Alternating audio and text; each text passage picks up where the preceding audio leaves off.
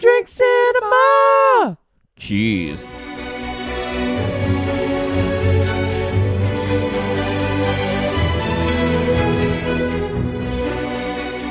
Welcome to another segment and episode of To Drink Cinema. Make sure you subscribe to our YouTube channel. Follow us on Facebook, Instagram, and on Twitter at To Drink Cinema. Get in touch with us that way. We hope you've been enjoying everything we've been talking about so far. Thank you for listening, and thank you for liking and subscribing. Tell your friends, leave us a review, all of that stuff. So this week, this segment, I shouldn't say week, because you don't know what we're doing. they're not coming out weekly. They're not coming out in order. Well, that Episode? order or not, they're not coming out weekly. This episode, we are talking about the movie Spartacus, which is the second movie that Brett suggested that I watch. Now, your first thought when someone says Spartacus is, I'm Spartacus. No, I'm Spartacus. Your second thought is, I'm Brian. Yes, I'm Brian, and says my wife. Yes, and then another thought is, there's the TV show Whose Line Is It Anyway? Yes. Which is the improv show hosted by Drew Carey. With those people, they do the little impersonation segment, and it was if Carol Channing had been in the classic movie era. Okay. And then someone comes up and does like Carol Channing's voice saying, I'm Spartacus. I'm Spartacus. It just sounds ridiculous. Okay. I'm Spartacus. Okay. So Apologies obviously, to those that don't know who Carol Channing is. look it up. If you're already on YouTube, looking at us, pause us, open a new tab. Don't click off us, because otherwise you might not come back. Open a new tab. Yep. Look for Whose Line Is It Anyway? I'm Spartacus, and you will find Colin Mockery doing that impersonation. Raspberries. So it's obviously That was actually, I'm gonna claim that. That was not a bad Carol Channing. okay. It's Spartacus is obviously a very classic movie, and epic. it is a movie that is obviously very well known by the fact that it has been parodied and impersonated. Now, when you assigned this movie for me to watch, you got the DVD from your shelves, and you came out and you said, oh, it's not that long. It goes for 115 minutes. Okay. And so you said, oh, it's not... It's not as long as I thought. I thought it was a big epic. It's not like Ben-Hur. Now, I watched 110 minutes of Spartacus, and then intermission happened. Yeah. So, in my defense, when you have a DVD, now for kids out there, DVDs are these disc things you put in a DVD player. Yep.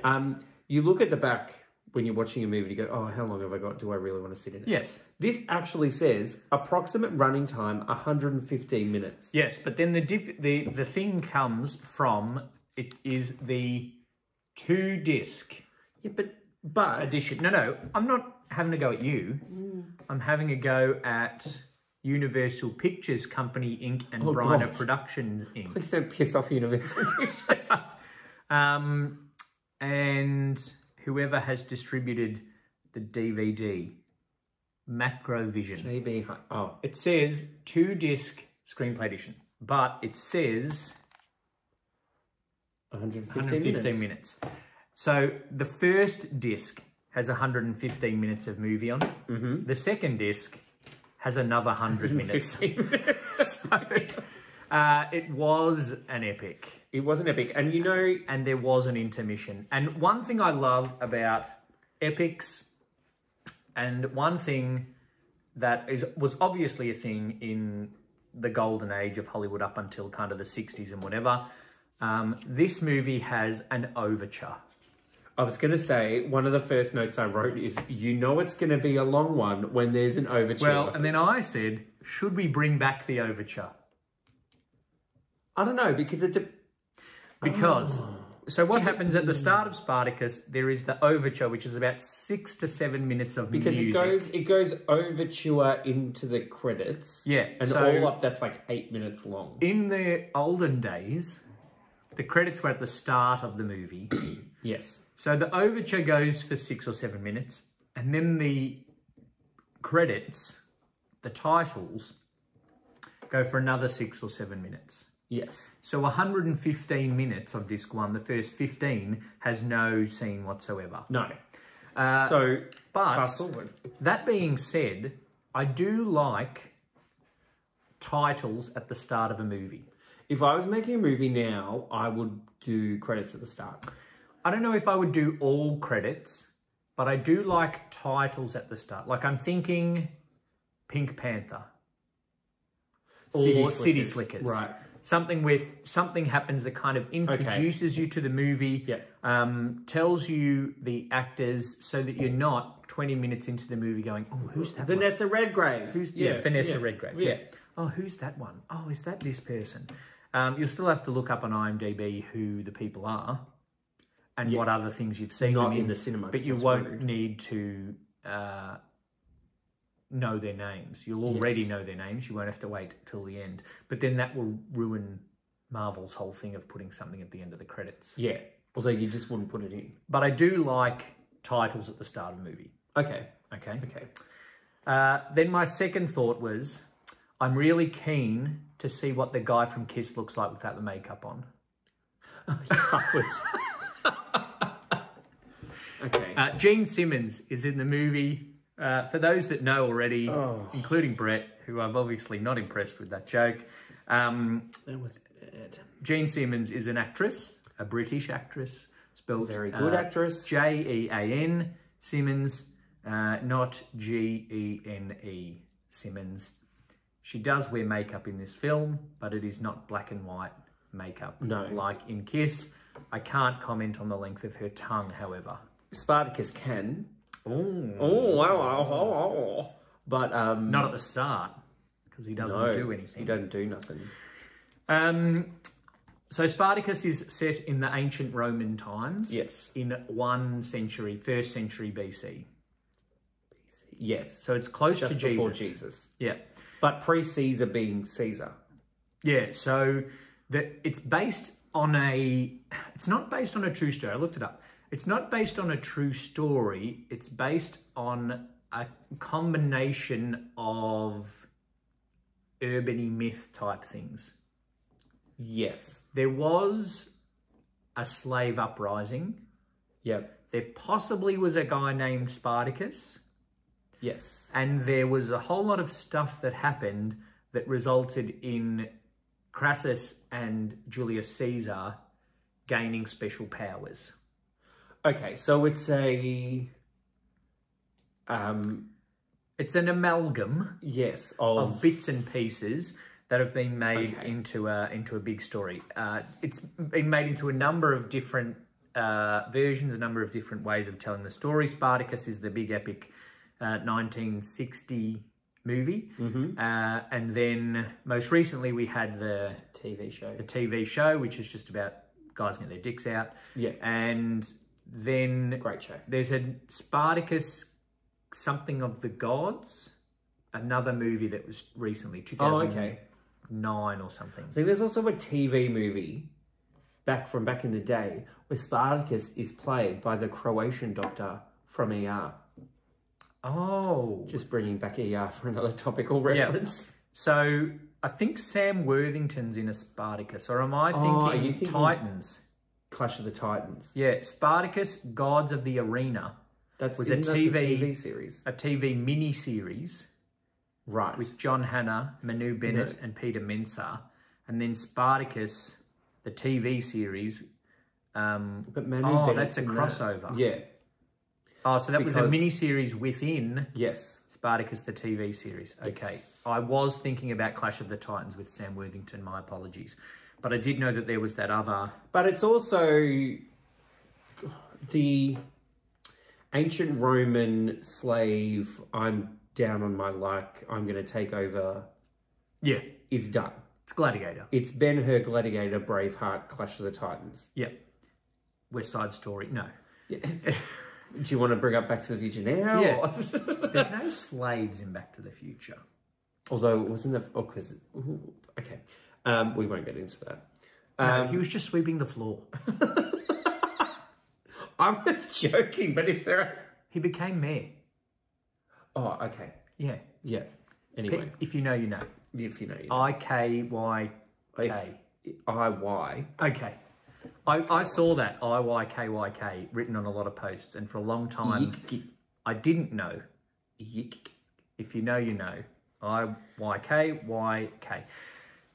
So it's set in the 1st century BC. Yes. The Romans are very special, and the slaves are slaves, and they're illiterate, and they're made to work, and they're beaten, and they're treated badly. And one interesting decision, it seems to me that Stanley Kubrick, in an effort to make the Romans seem a lot more special than the slaves, is to make the first one we see really camp. Yeah, okay. So he just swans in. Interesting. So, Stanley Kubrick wasn't the original director of the film. Oh, well, it says it on the thing. The first scene, which Salt Mines, Camp Man, was directed by another director called Anthony Mann, but then he had a disagreement and a falling out with Kirk Douglas, so he got fired. Oh. And then Kirk Douglas was ringing around going, hey, do you want to do this? Do you want to do this? And Stanley Kubrick did it. Yeah. And because it was early on, Stanley Kubrick wasn't that well known. It was before he got weird. He was always a bit weird. It's actually a movie that he considers... Stanley Kubrick goes, I didn't make this movie. If you like, in his thing, he's like, this is not part of the movies I made. So other people made the movie, he just directed it. Yeah, he said, I directed it, but... He just went, put the camera here, you stand here. If you look through a lot of the history and a lot of the trivia and the anecdotes about this movie, it was Kirk Douglas wanted to make this movie to prove to the studio that didn't choose him to be Ben-Hur, that he could have been Ben-Hur. Oh, okay. So, because Ben-Hur was the year before Spartacus. He tried out for it, and they were like, Kirk Douglas can't do this. Are you shitting me? We're going to go with Charlton. We're going to go with Charlton. Yep. So then he was like, fuck yous. I'm going to make Ben-Hur 2 Spartacus. Yeah. So there's a little bit of that, but then also you can see bits of it that are Stanley Kubrick. Like, parts that are very Stanley Kubrick movie. And that makes a little bit more sense that a man named Anthony Mann made a camper Roman than Stanley Kubrick did. There was a few camp Romans in this. My other thought early on of seeing Spartacus, is Spartacus meant to be a young man? Yes. So this is the other thing. Every time I watched it and watching it again, I go, you old. Like, you're a bit 40s. Old to be Spartacus. He's 40s. Because apparently, if you listen to the old wives' tales of the stories of the time, that it's roughly based on, Spartacus only lived to be like 35 or something. And when they did this... not a lot of Kirk people Douglas in that was time... like 42. Yeah, not a lot of people of that time lived into their 40s. Especially if you're born into slavery. Yes, if you weren't a camp Roman, then you didn't live that long. No. I was going to say Jesus didn't live that long, but he was crucified. That's unnatural death. Well, spoiler alert. So was Spartacus and the rest of his gang. Okay, so Spartacus is meant to be young, and I think that's something that seems to be they don't really worry in that time of Hollywood about casting someone that's the age of the character. They just go, Spartacus, Kirk Douglas, go. But they just go, this person, go. I have in my mind, well, as we said, like, I'm of the belief that Kirk Douglas had a lot to do with making this movie. Yes. And there's a lot of things that if Kirk Douglas didn't get his way, he would crack the shits on set. Yeah. There's apparently another story of when they shot the scene, and there's a scene, spoiler alert, but I'm not saying it's a freaking 60-year-old movie, that Spartacus is crucified at the end. Yes. And he did a whole day of filming, and Kirk Douglas was on a cross for hours. Yeah. And then the original edit was that they cut that scene. Oh. Like, it was either Stanley Kubrick chose to cut it, or the censors were like, well, no, that's a bit much. They showed it. Kirk Douglas cracked the shits, threw something at Stanley Kubrick, and was like, you better watch yourself, put that back in, kind of thing. Pretty much threatened him and said, put that back in the movie. Which, when you watch it now, you go, that's kind of a pretty very important scene. It really does end the movie. Yeah. Like, it is a very conclusive scene. Yes. I'm not using conclusive correctly. No. But it is a very much a scene that concludes the movie. Yes. What my interesting bit about the start of it, the way it was shot and everything, all the scenes were really short. Yes. So it was just like, here's a salt mine, gay Roman number 1. Yeah. Comes and gets Spartacus. Let's go. Yeah. Cut. Next to here's this. a little introduction Next to the Camp Roman's house. Here's a little bit of a fight. Here's a little bit of this. Yeah. Yeah. The training montage is very early in the movie for a 2 3/4 hour movie. You're the best. Call back. There's a few fighting training montages. Though. I think that's one thing that is good. The fighting, I think, is good. For a movie of that time, I think it still reasonably holds up right until the end. The big battle at the end, which isn't the end. Well, that's what I thought was the end. Start of Act 2. When I was like, oh, it doesn't go for that long. I thought, end, big scene. I'm Spartacus gets killed. I thought that was the end. Yeah. No, I expected I'm Spartacus to be the end, but then there's Act 5. Yeah.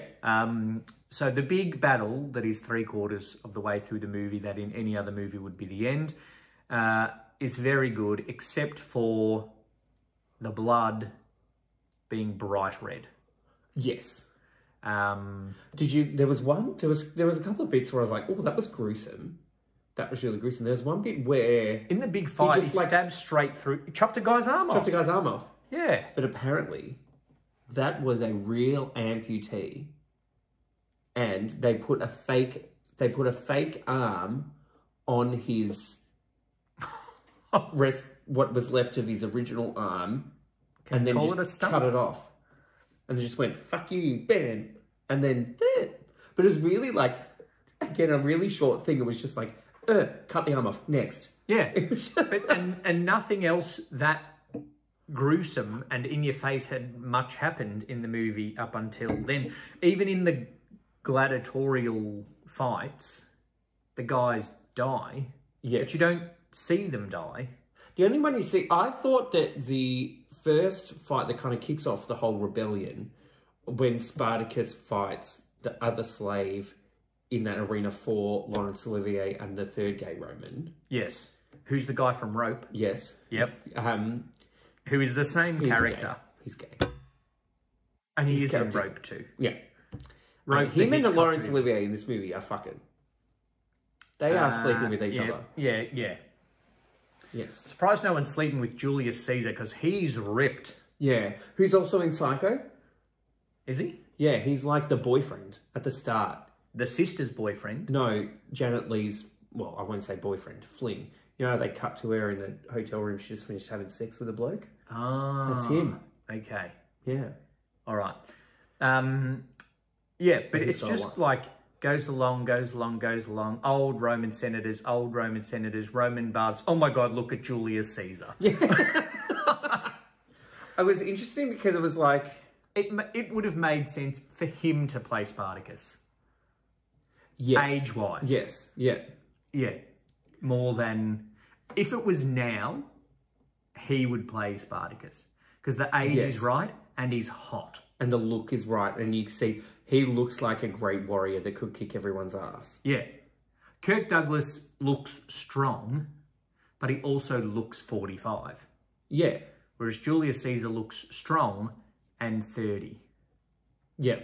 Although I was distracted a lot by the chin dimple. I'm not going to lie.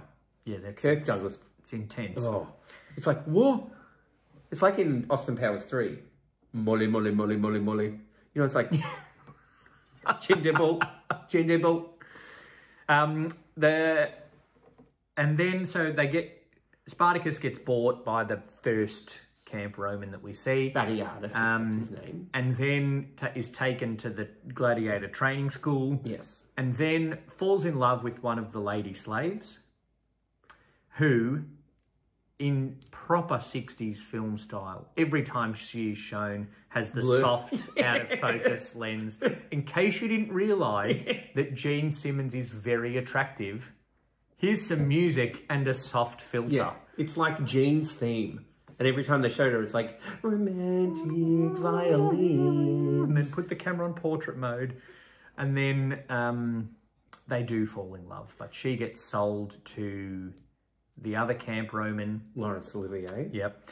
And then that pisses old mate Spartacus off. They're like, haha, we sold your girlfriend. Bam. We sold your girlfriend. I'm going to drown you in the head trainer in soup. Because my thing was, I was like watching it and going, great, this has kicked off the rebellion. We knew this was coming. Yep. You knew because you'd seen it before. I knew because I'd seen it before, but also that's the story. Yeah. It was a very sudden rebellion. It's not like he whispered around going, oh, Friday night I'm going to shove old mate in the soup and we're going to kill him. Yes. Then we're going to storm out. Yes. It was all very sudden. But man, it was an organised and very well choreographed There's obviously rebellion. been some general feeling of unrest amongst them. Yeah. And, well, it did look organised. You know, the most organised bit. They are trained fighters. Exactly. That's where they kick themselves, because they train them to fight and then they fight against in the foot. Yes. So my favourite bit was... in the gladiatorial ring, you don't have a 100-litre pot of soup to drown anyone. No. Maybe if you did, you'd win quicker. But my favourite bit was because the fence that they're enclosed in has the spikes on the top. Yep. Then it fell. So then all of a sudden, they work out that some of them are going to stand under it and the other ones are going to make it a ramp. Yeah, that's all. And then run over it and use the spiky top things to stab people. Yeah. It's obvious that you would use the spikes on top of the fence to stab people, but the standing under it and holding up to scale to the balcony must have been pre-organised. But still a good fight scene that would work in a now movie. Yeah, yeah. And that was something that throughout the movie stood up, I think. The score was very good. The score was good. There were bits of it where it was really manic. Yes. Like when he's getting to training, it's just like, it almost seemed like two different scores played on top of each other. Okay, yeah. Because there was like the brassy, but then there's also in the background, there's just like clang, clang, crank, queen, quank, queen. Doesn't the clang, clang represent the fighting? Well, I don't know. Not the sound effects of the fighting, but it represents the fighting that's going on. So it was a bit weird. Like, it was a good score. And and it obviously has different themes throughout the movie. Like, here's the romantic theme. Here's the fighting bits. Here's the Senate bath scene music. They call that something. They probably do. No, and it's taken from opera. Right. In an opera, each character has a theme. Oh, yeah. And we've talked about Star Wars before. John Williams does it a lot in his movies.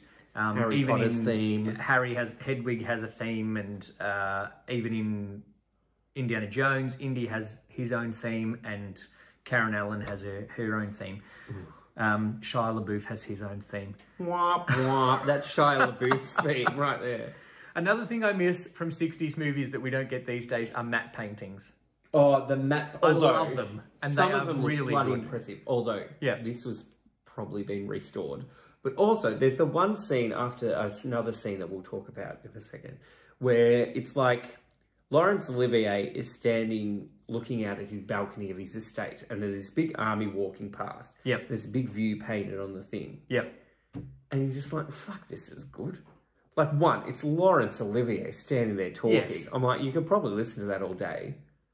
Then it's the thing, and then the painting of, even if it is a painting, it's a very nice painting. It is a painting, obviously.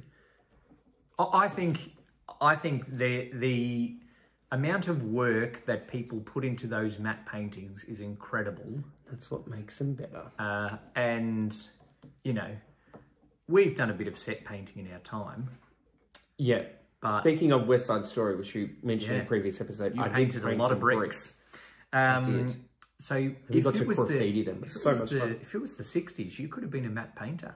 I could. I could have won an art direction Oscar. There you go. I mean, I would have just been the guy that painted it. For doing matte paintings. Because this movie did win an art direction Oscar. That scene you talked about, you can talk about it now. Okay. So, oysters and snails. There's a very... Ick, ick. If you know, you know. Yeah. Ick, ick. And also, ick, oysters. Yeah. There's also this scene. So, Laurence Olivier Crassus comes home one day and it's like, oh, new slaves. Yeah. Fresh Tony meat. Curtis. Goes, Tony from Curtis. Some Like It Hot. What do you do? Like, yep. Goes, goes, what do you do? I'm a singer of songs. All right, you can be my body man. Body man. I'm like... Not body man like in the mob stands next to him. Not like a bodyguard. Yeah, like no. a body man. A body man. So then there's this scene in the bath. They're having a... Laurence Olivier's having a bath and he's like, oi, come sit in the bath and bathe me. And then does this whole, I'm trying to hit on you. Yeah. Say, do you like oysters or snails? Meaning, do you like men or women? Yes. Do you think eating oysters is immoral? Yes. No. No. Do you think eating snails is immoral? No. Do you like snails? No. Oh, but you don't think it's immoral? No. Well, I like oysters and snails. Do you eat oysters? When I have them, wink. Oh. Do you eat snails? No. But do you think eating snails is immoral? No. All right. Well, I eat both. And in case Laurence Olivier didn't get the hint, straight after that scene, Tony Curtis runs away and joins Spartacus. It's just like, hey, wanna fuck? Bye. See ya, I'm joining the rebellion. Yeah. And then becomes best mates. Best mate. With Spartacus. Right-hand man. Spartacus, right-hand body man. And then at the end they have to fight. And Tony Curtis refuses to let Spartacus be crucified. Yes. And Spartacus refuses to let Tony Curtis, what's his name? Antoninus. Antoninus. Doesn't start with him. Antoninus be crucified, but then Spartacus is obviously a better fighter. So kills Antoninus and then gets crucified, and then complete with the soft filter. The first camp Roman in a complete turnaround. Yes. Saves Gene Simmons. Does he though? Or is it just a way to save himself? Well, yes. Like at the start of the movie also as well. saves her and Spartacus's baby, and they ride off into the sunset, flanked by crucified slaves. Yeah, by 60 miles of crucified slaves. But before that happens, before the last battle, before the last battle, Spartacus does a big speech to the thousands of people. Yes. On the beach. In the south of Italy, on the Mediterranean. And I am really impressed. I don't know why we have microphones, because we could just be standing on a rock and everyone would hear us. Yeah, like Moses did that. Jesus on the mount. Although then you go to Life of Brian, blessed are the cheesemakers. Yeah, well, I reckon that could have been a bit of Spartacus's downfall, is that the 7,000th person at the back maybe didn't hear the plan. Yeah, what's the plan? I don't know. Or the women and children that fought with him. Or, this is not in an offensive way, the single random midget in the slave rebellion. Like, oh God, yeah. Not a family of them, not a few of them, just goes adult, adult, adult, kid, kid, kid, dog, dog, baby, midget, adult, adult. Like, diversity, all right? It's diversity. That's what diversity casting. looked like in the 60s. Yeah, there weren't black people, but there was a midget. There was. It was not black. Like, they killed him off real. It was like a horror movie. They killed him off first. So that was another one of my main takeaways. Matte paintings and the amplification properties of standing on a rock. I thought that Spartacus didn't take him a lot to become just really cocky. Yeah. He was like, well, I just rebelled and I'm out of this gladiator camp. Then they go to the next thing and it's like, what do we do now? It's like, well, we'll just go to this town, take them over, steal all their money. Then we'll go to this town and do the same. He's like, and then like 3 weeks later, he's like, stuff it. We're marching on Rome. Yeah, we can't, we're done. Let's go take them all on. But then it was like, it was a bit weird. It was just like, also a very knowledgeable man for someone who's been a slave his whole life. And as the narrator says at the start, was born illiterate. Everybody is born illiterate. As a side note for the narrators, everybody is born illiterate. Yeah. But I think they meant he was never taught to read. Yeah. Which we also find out because Tony Curtis, Antoninus, does the reading for him. Yes. And that's a bit of the Persians. Who? The people that are going to smuggle him out. Oh, yes. They lose respect for him when he realises that Spartacus can't read and Antoninus But Tony Curtis is a singer of songs. Who doesn't sing. Who doesn't sing. Sing us a song and then he just talks a poem. Sing us a song. Here's a poem I prepared. And then it was funny because I was like, wait, because I've watched it before and I got to this scene and I was like, does Tony Curtis sing? What is going on? And then he's like, I know he can play the saxophone, but as can the he sun sing? goes down on and this really like Tony Curtis kind of New York accent. But there's also a number of scenes, like after he reads that poem, they refer to it again. They refer to it a few times. No, but they also then Spartacus says everybody needs to learn that. And then there's a whole scene of his wife going, oh, I can't remember it. I really need to learn this. And I'm thinking, okay, there's going to be a scene before the big battle where they all sing the song together. But then it never comes up again. That was in the third disc. It was a longer movie, but they had to cut that. That's in the director's cut, the Stanley Kubrick director's cut, which goes even longer than the Zack Snyder cut of Justice League. Final thoughts on Spartacus? Is it a movie that I know you have a lot more thoughts, but we've done minutes already. I think it stands up. I think it does as well. I think in terms of like old Hollywood epics, it's a very good one. Yes. It's, when you compare it to other ones of around the same time, like Ben-Hur and Lawrence of Arabia, 10 Commandments, it's up there with them. Like they're all... Yes. I don't think it's... We've said a couple of times before about old movies that you really need to surrender yourself to the time. Yeah. I don't think you need to as much with this. No, I think the only thing that... It is a long watch and it is kind of hard to watch because it is so long. And there's a lot of jumping back and forth between... In certain points of the movie, it's like gladiators training, action, Senate, love story, gladiators training, action, Senate, love story. And it does this back all around. Because like my thing was like the love story in this one, I was like, that's what kind of makes it different to those other epics. It's not like Moses had a Gene Simmons there in a love story. No. But it was like, and then a part of me was like, do we really need all that? And I was like, yeah, you do. Because then that's what makes Spartacus Spartacus. Yeah. That's what makes him kind of humanizes him. And you know what? The sequel, obviously, is then the rising of Crassus and Julius Caesar into these dictatorial emperors of Rome. Yes.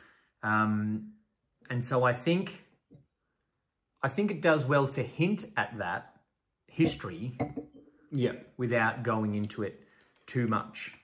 There is a lot more I could talk about just based on Dalton Trumbo, who wrote it. Quick spiel. Very quick. Dalton Trumbo, in the history of the Hollywood. This 2-disc screenplay edition has a couple of scenes from the screenplay. I think it has the scene, I Am Spartacus. Yep. That Stanley Kubrick wanted to cut. I'm Spartacus. Yeah, he was like, I don't like this scene, we don't need it. Then Kirk Douglas went, no, fuck you. Yeah, this is good. We do need it. Dalton Trumbo was one of the people in Hollywood history that got blacklisted. Okay. For apparently being a communist, allegedly. So there was all these people that got blacklisted from Hollywood because of their ties to the Communist Party. Yes.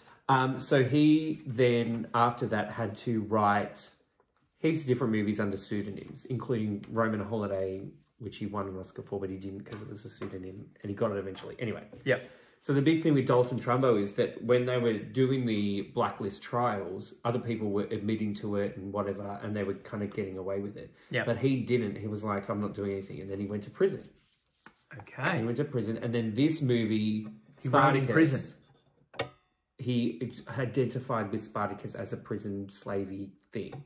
So he read the book that it's based on, then wrote the movie. And then this is his first movie after being blacklisted, where they credited him as Dalton Trumbo. Oh, this is his comeback. And then this movie is kind of like credited with being one of the movies that ended that blacklist era.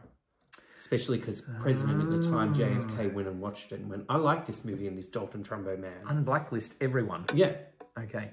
This was Dalton Trumbo's What's Love Got to Do With It? Yeah. I just watched the Tina documentary. I was like, okay, that's a very long stretch. I just watched the Tina documentary on the streaming, and because I answered the trivia question before about the Blockbuster in an earlier episode, yes, I should have attached this to the earlier episode. You need to watch Tina. Okay. It's easy. That's okay. the easy. Well, I was probably going to watch it anyway. Yeah, I know. It's a very easy setting for you to do. Do we actually work out what love has got to do with it? It's just a second-hand emotion.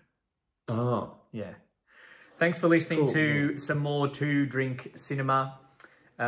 We'll be back with more another time. Make sure you subscribe to us on your favourite podcast app. Make sure you subscribe on YouTube. Follow us on Facebook, Instagram, and on Twitter. And get in touch with us there if there's any movies you'd like us to watch and chat about. Thanks for listening. We'll be back next time.